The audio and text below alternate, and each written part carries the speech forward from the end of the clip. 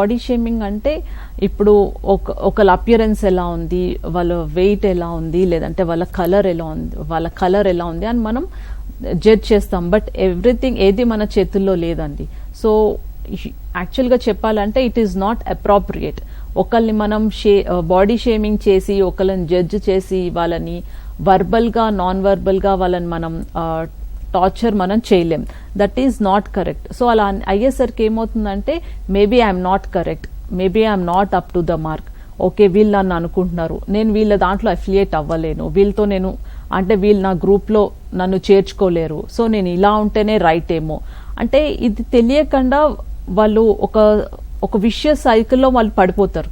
ఇది కరెక్టా కాదా అనే ఆలోచన కూడా ఉండదు. ఎందుకంటే 100%లో మనం what we see outside is only tip of the iceberg అండి. ఒక 5% యాక్చువల్గా మనకి ఏంటి తెలుస్తుంది. 95% చాలా మనది ఇంటర్నల్ గా సబ్ కాన్షియస్ లెవెల్, అన్కాన్షియస్ లెవెల్లోనూ మనకి మన బాడీ ప్రోగ్రామ్ చేసి ఉంటుంది.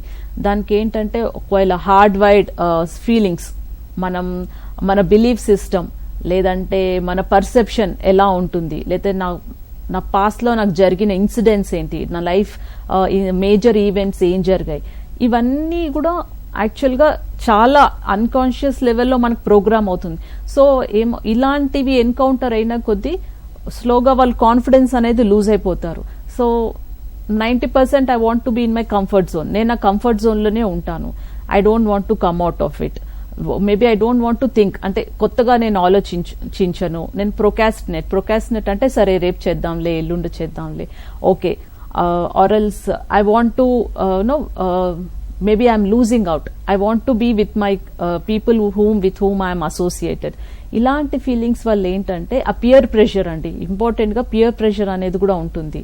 సో నేను వాళ్ళ ఎక్స్పెక్టేషన్కి లివ్ అప్ అవ్వాలి, లేదంటే సోషల్ మీడియాలో వాట్ ఎవర్ వి సీ, లేదంటే అట్లాంటి కాంటెంట్ మనం ఏం చూస్తామో దానికి మనం లివ్ అప్ అవ్వాలి, లేదంటే దానికి ఈక్వల్ గా ఉండాలి, I have to look perfect. ఇలాంటివన్నీ కూడా వల్ల మనకి తెలియకుండానే మన precious time we are losing out.